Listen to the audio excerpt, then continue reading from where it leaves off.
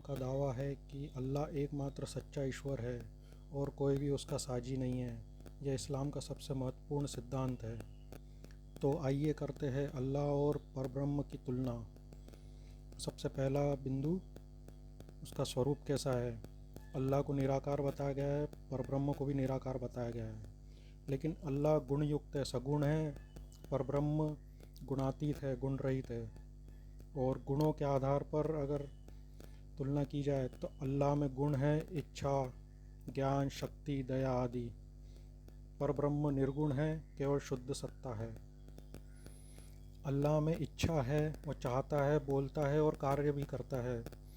परब्रह्म इच्छा रहित है, संकल्प या क्रिया से भी रहित है। और अल्लाह कुन फयकुन मतलब हो जा कहता है और सृष्टि करता है। सृष्टि का कारण परब्रह्म नहीं है, सृष्टि माया है, माया द्वारा सृष्टि भाषित होती है। और सबसे महत्वपूर्ण, अल्लाह का व्यक्तित्व है, अल्लाह एक व्यक्ति है। अल्लाह को पुकारा जा सकता है और दुआ की जा सकती है, लेकिन परब्रह्म व्यक्ति नहीं है, न पुरुष है, न स्त्री है, न उसका कोई व्यक्तित्व है। अल्लाह की पूजा होती है, अल्लाह से प्रार्थना की जाती है, अल्लाह से दुआ की जाती है, लेकिन परब्रह्म निर्गुण अवस्था में उपासना नहीं होती है।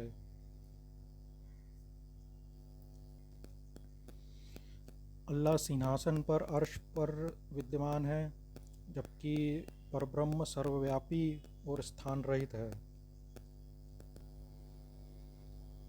ज्ञान का संबंध, कुरान जो है अल्लाह का वचन है और ब्रह्म का ज्ञान हमें वेद और उपनिषदों के द्वारा प्राप्त होता है। और उद्देश्य की अगर बात करें तो इस्लाम में उद्देश्य है अल्लाह की इबादत, उसके द्वारा जन्नत की प्राप्ति। लेकिन वेदों में मोक्ष का लक्ष्य है, मोक्ष के लक्ष्य में आत्मा ब्रह्म में लय होती है। ये सबसे महत्वपूर्ण है। फिर हमने देखा कि अल्लाह एक सगुण, सर्वशक्तिमान, निराकार ईश्वर के रूप में पूजा जाता है। लेकिन परब्रह्म को निर्गुण, निराकार, निष्क्रिय, अपरिवर्तनीय, शुद्ध सत्ता के रूप में जाना जाता है, जो उपासना और भावना से परे है।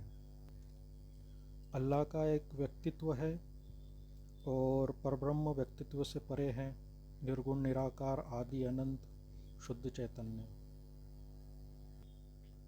ब्रह्म शब्द संस्कृत की धातु ब्रह से निकला है, जिसका अर्थ होता है वृद्धि करना या फैलना। यह संकेत करता है जो अनंत रूप से विस्तारित और सर्वव्यापी है। तो फिर जब हमने तुलना की अल्लाह और परब्रह्म में, तो ये पता चला कि अल्लाह एक व्यक्ति है, अर्श पर स्थापित है, और ब्रह्म में सारा जगत विद्यमान है, ब्रह्म के अलावा कुछ है ही नहीं। तो अल्लाह भी ब्रह्म में ही आ जाता है। धन्यवाद।